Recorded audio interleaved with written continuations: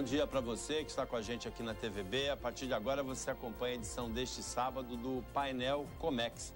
O convidado é o presidente da ABTTC, a Associação Brasileira de Terminais Retroalfandegados e Transportadoras de Contêineres, Martin Aron. Bom dia, Martin. Bom dia, como vai?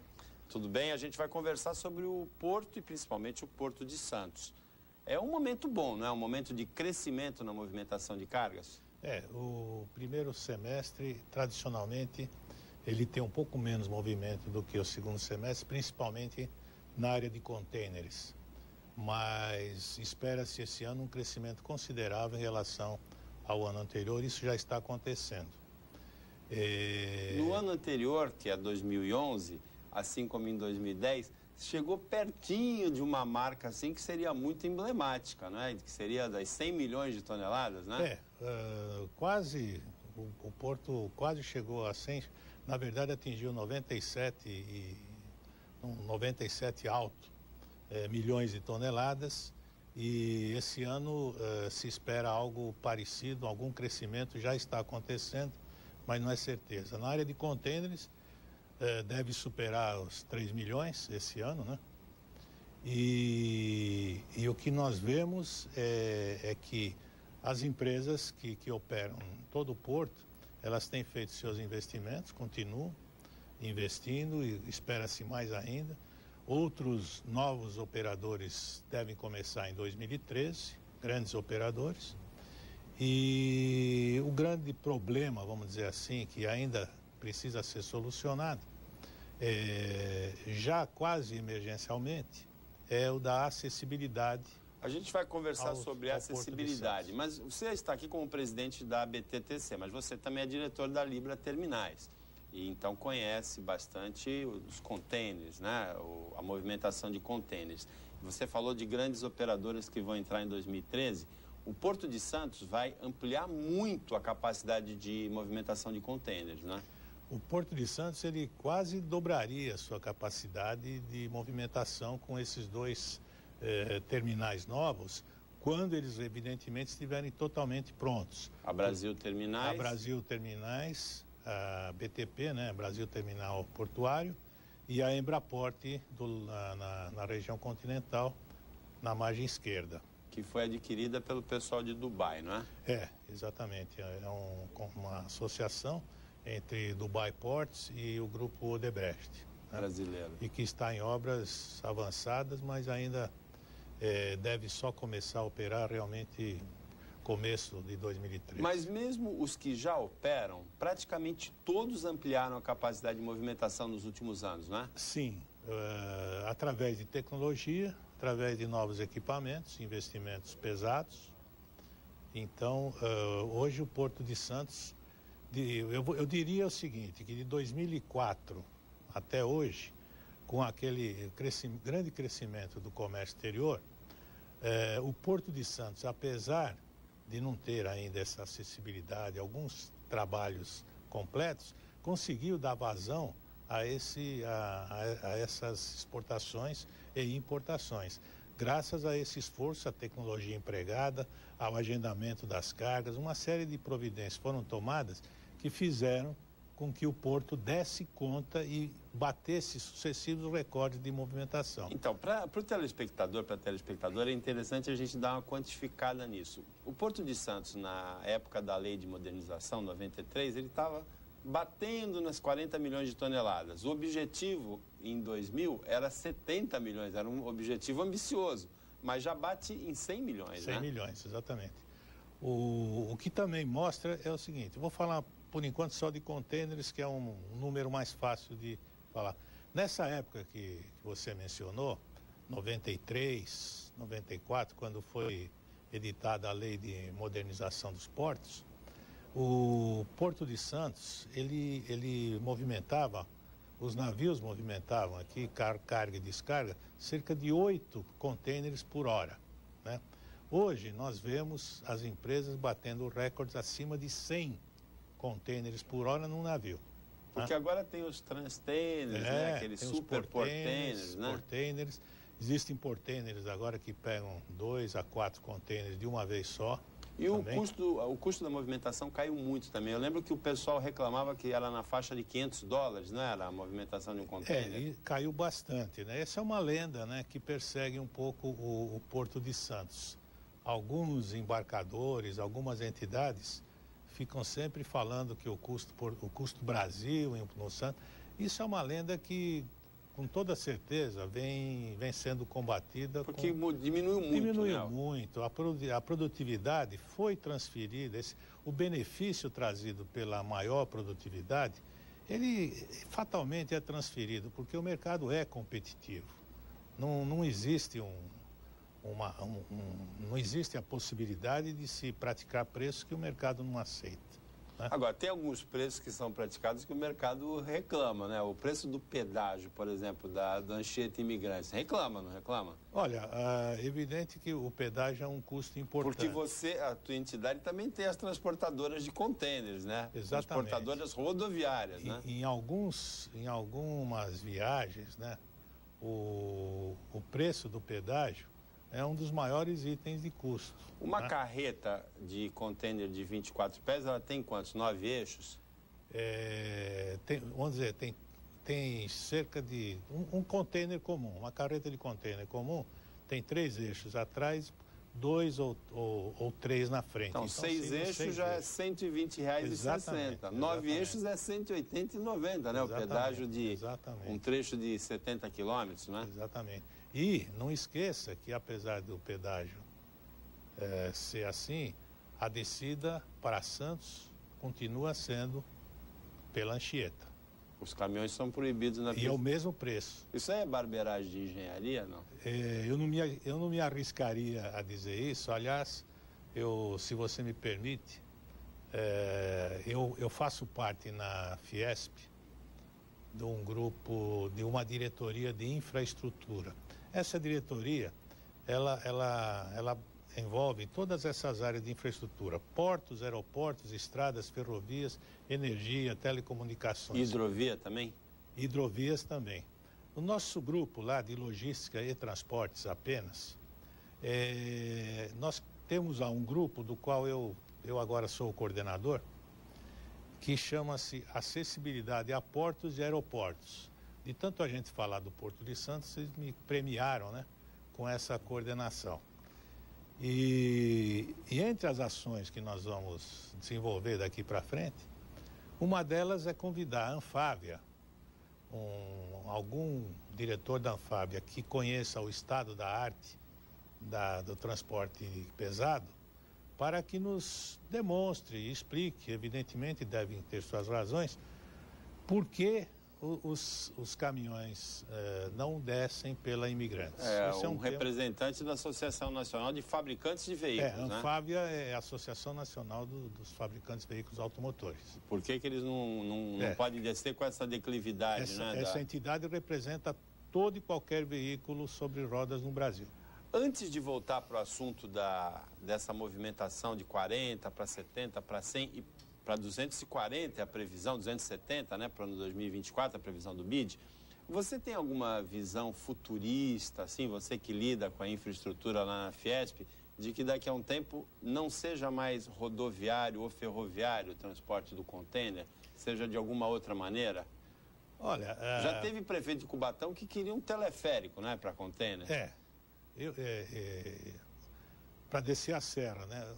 Na verdade, o Porto, um dos grandes, vamos dizer, méritos do Porto de Santos é esse desafio desde do século XIX, né? De ter um porto que precisa descer 800 metros do Planalto, né?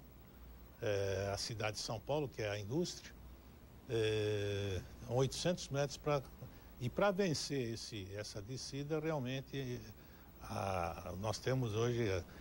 Eu posso dizer o seguinte, eu de vez em quando eu faço algumas aventuras aí por leituras antigas sobre o Porto de Santos, né?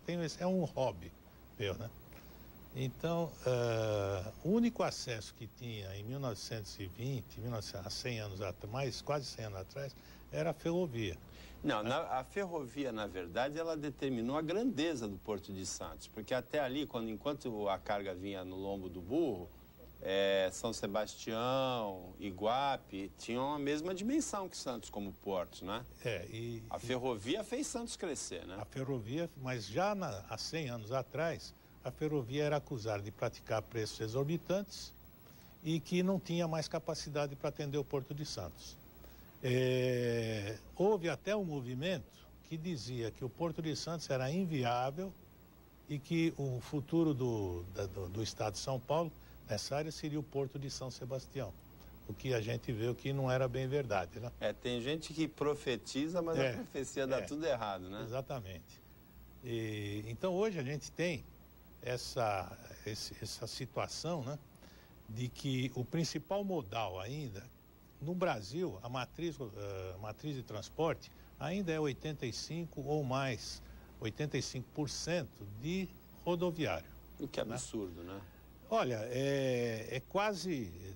Cada país tem a sua característica, mas evidentemente num país como o nosso, que poderia ter mais cabotagem, mais ferrovias, ter um potencial hidrográfico imenso para a hidrovia, né? Realmente isso é um erro, talvez, de planejamento. É um desperdício de petróleo. De petróleo, de meio ambiente, CO2, tudo isso hoje está ligado a isso. Agora, quando a gente nota que o Ministério dos Transportes, no ano de 2010, 2011, os investimentos feitos pelo Ministério dos Transportes concentraram-se basicamente, de novo, em rodovias, né? E quase nada, muito pouco, em hidrovias e tal. E as ferrovias hoje são privatizadas. Porque então, agora, além da rodovia, da ferrovia e da hidrovia, tem a aerovia e tem também a dutovia, né? Exatamente, que está previsto existem projetos importantes nessa área da Transpetro, né, pela Petrobras. E já existe a dutovia de São Sebastião até Cubatão, exatamente. Sobe a serra. A gente vai parar para o intervalo, é bem rapidinho. Na volta a gente vai conversar aí sim sobre o assunto que o Martin gosta mais, que é a acessibilidade do Porto de Santos. A gente volta. Voltando com o painel Comex deste sábado, o convidado é o presidente da ABTTC, Associação Brasileira de Terminais Retroportuários e Transportadoras de Contêineres, Martin Aro. Nessa época, que antecede a realização do Fórum Brasil Comex, da TVB, a 7ª edição acontece dia 27 de junho. Todo sábado você tem aqui na TV uma personalidade, uma das pessoas que tomam decisões relativas ao porto, discutindo com você a realidade portuária. Essa discussão fica mais ampla lá no Vasco da Gama no dia 27, não é, Martin? Estaremos lá. Agora, Martin, a gente veio falando no bloco anterior sobre o desenvolvimento da movimentação de cargas em Santos. 40 milhões, mais ou menos, lá para 93, Lei da Modernização dos Portos, objetivo de 70 em 2000, quase 100 em 2010, 2011 e previsão de 240 ou 270 milhões de toneladas para 2024, é a previsão do estudo do Banco Interamericano. Exatamente. Como é que a gente vai fazer com 240 milhões de toneladas e esses acessos restritos, assim, minguados que a gente tem ao Porto de Santos? Bom, a resposta é simples, né? Muito tem a ser feito já, porque de todos os gargalos que o Brasil geralmente possui, né? O gargalo da acessibilidade ao Porto de Santos, ele já é presente. Ele não é mais, vai acontecer daqui a algum tempo, ele já está acontecendo. Através de muitas providências que a própria Codesp tem tomado, as entidades contribuindo, a Prefeitura de Santos, a Secretaria de Portos do município e o próprio governo federal, muita coisa tem sido feita para atenuar esse problema. A própria perimetral é um exemplo que está aí. As perimetrais, As perimetrais. É que a da margem esquerda ainda está em construção, mas a margem direita, ela não está completa ainda, porque ainda falta a parte do Canal 4 até a Ponta da Praia e do lado do início ali da Lemoa também, onde vai se localizar o projeto de revitalização do centro, com Valongo, né? Valongo, com hotéis, com marinas, um novo terminal de passageiros, tudo isso. Então isso também tem que ser feito. E tudo isso tem que ser feito respeitando não só o meio ambiente, mas respeitando essa velocidade que o porto precisa para manter e manter crescendo sempre a produtividade. Na região da Anchieta, da Lemoa, a gente já nota, e toda a população sabe disso, os congestionamentos ali, que são às vezes estressantes, né? E que atrapalham bastante o embarque das cargas. Alguns chegam até a perder determinados horários, porque hoje tudo poderia ser melhorado se o agendamento já estivesse funcionando 100%. Inclusive esse ponto isso está desumano, não é, para o caminhoneiro? Você que é das transportadoras de contêineres, chega a ser desumano com o caminhoneiro, não chega? Mas alguns terminais, a maioria, a totalidade dos terminais molhados, né, já tem sistemas de agendamento. O que tem, uma coisa que precisa ser sempre... Esse drama é mais no granel, né? No embarque de granel. O granel também tem boas soluções para isso, mais adiantado ainda que o container. Algumas áreas em Cubatão e aqui em Santos também são bolsões de estacionamento para que o caminhão saia de forma planejada e organizada em direção ao porto. Mas uma coisa que precisa ser considerada, muito se fala do porto, que o porto precisa trabalhar 24 horas. Isso é uma falsa bandeira, porque desde 97 este porto já é 24 horas, sim. O que não é 24 horas é o usuário, ou seja, as indústrias, os exportadores, importadores, eles não trabalham 24 horas no envio das suas cargas ao Porto de Santos. Agora, você falou de agendamento, você conhece Dubai. De quanto é a pilha de contêineres em Dubai? Sai tudo na hora certinha, tudo na ordem certinha? Eu como técnico nessa área, eu prefiro não falar em alturas, porque posso me enganar. Aqui em Santos a gente trabalha com contêineres até 6 de alto, geralmente. Né? Agora, Dubai é bem mais alto, sai tudo direitinho, né? Eu diria para você o seguinte, a altura, ela quanto mais alto, mais improdutivo, né? Maior dificuldade na produtividade, porque, evidentemente, se você vai ter que ter equipamentos mais altos. Equipamentos mais altos e menos velozes. Mas se você tem a ordem bem determinada, agora, você ganha, né? Se o planejamento do embarque ou do desembarque for bem feito, aí a altura tem menos influência. O container em Dubai, ele passa muito pouco tempo na faixa molhada, não é? Esse é um outro aspecto a considerar em qualquer porto, principalmente em Santos. É uma queixa generalizada que as cargas demoram muito a ser desembaraçadas. Eu diria que todos têm um pouco a colaborar. A própria alfândega está fazendo esforço para agilizar o desembaraço, os terminais também, né? E a burocracia tem que ser solucionada nesse aspecto. Agora, com a maré vermelha, o número de contêineres esperando o exame dobrou, né? Aumentou, né? Existem algumas manifestações no sentido de que a maré vermelha provocou um retardo em alguns setores. É inevitável. Quanto mais você fiscaliza, né, mais tempo o contêiner vai ter que ser... Agora, quais são as obras para melhorar os acessos ao Porto de Santos que você vê como viáveis? Você acredita em mais ferrovia? Você acredita em mais rodovia? Você já falou de mais dutovia? Também se fala em mais hidrovia? A curto prazo... Tem a ligação seca também, não é? A ligação seca existe também, mas por enquanto... Os projetos que existem, por exemplo, na ferrovia, a ferrovia tem aumentado muito, mas a quantidade de transporte, o volume transportado na área de açúcar, de soja, o granel. Na área de contêineres, a ferrovia hoje, ela transporta uma quantia que não é levada em consideração de tão pequena que é. Alguns projetos, inclusive na Fiesp, já foram apresentados, alguns projetos de empresas do ramo ferroviário que estão planejando multiplicar em muitas vezes o transporte de contêineres, né? Isso também vai. O problema, não é um problema, mas eu diria, essa evolução é um pouco lenta, né? É um pouco lenta. A gente precisaria andar um pouco mais depressa, mas não há milagre que possa fazer. Ou seja, a matriz, o governo do estado tem feito muitas exposições, demonstrações sobre a necessidade de mudar a matriz de transporte. Mas se hoje 85% da carga que vem para Santos é rodoviária ainda, 85%, vamos imaginar que o trem, que é 15%, vamos imaginar que o trem, as ferrovias consigam transportar o dobro. Ainda assim, nós vamos ter 70%, tá, de rodoviário.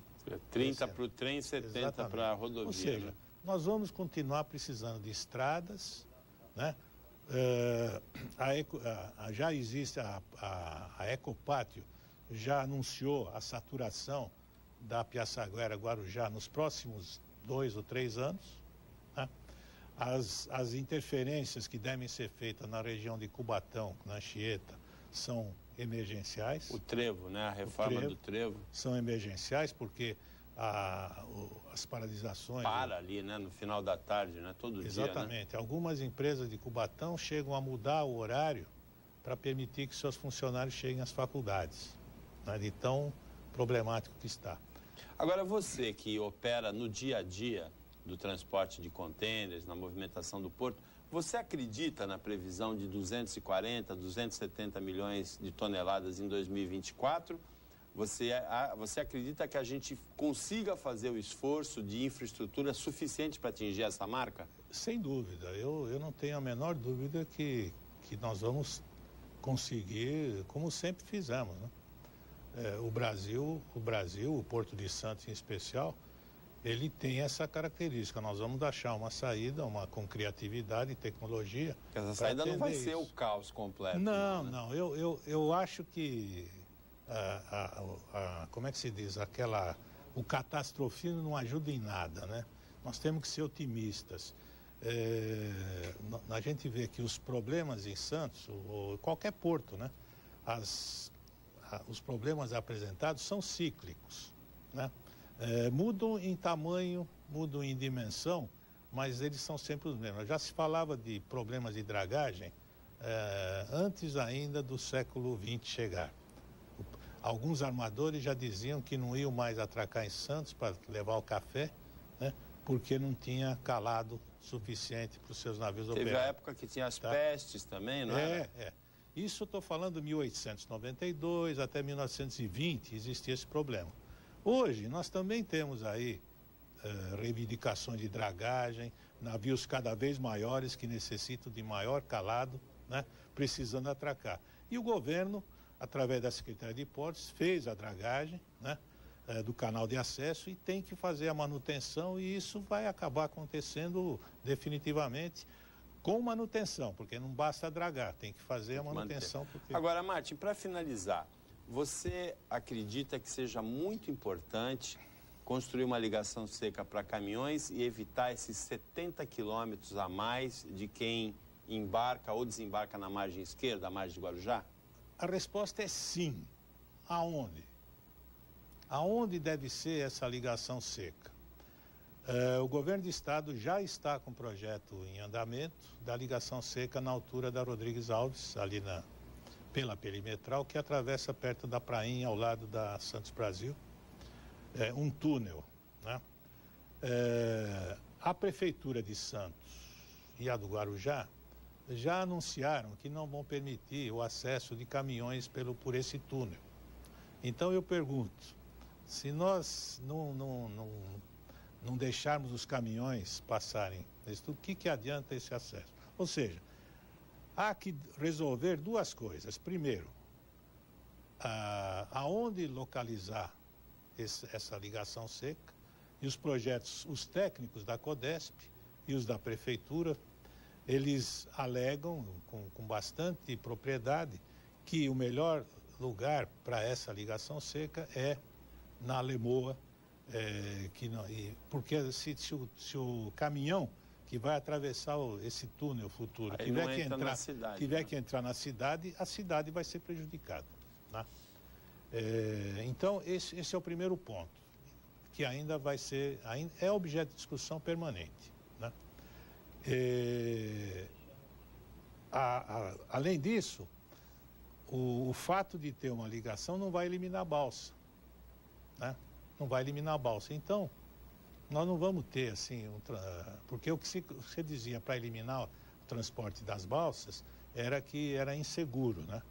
Se é inseguro, vai continuar sendo, né? Porque Mas vai não vai diminuir desaparecer, muito, né? vai diminuir o trânsito.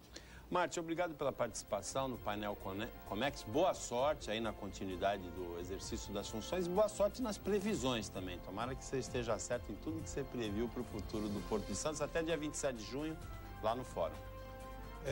Eu agradeço a oportunidade, Paulo, que você sempre nos dá. A BTTC está à disposição para outros esclarecimentos, para dar espaço também. Nós temos nosso site também, você pode contar com o nosso apoio. E parabenizar você pelo painel Comex e pelo sucesso já de tanto tempo. E conte com a gente mais uma vez, obrigado. Obrigado a toda a equipe, a você que acompanhou a gente em mais essa edição do Painel Comex. Até sábado que vem, nesse mesmo horário, se Deus quiser, e uma ótima semana, um ótimo domingo para você que você merece.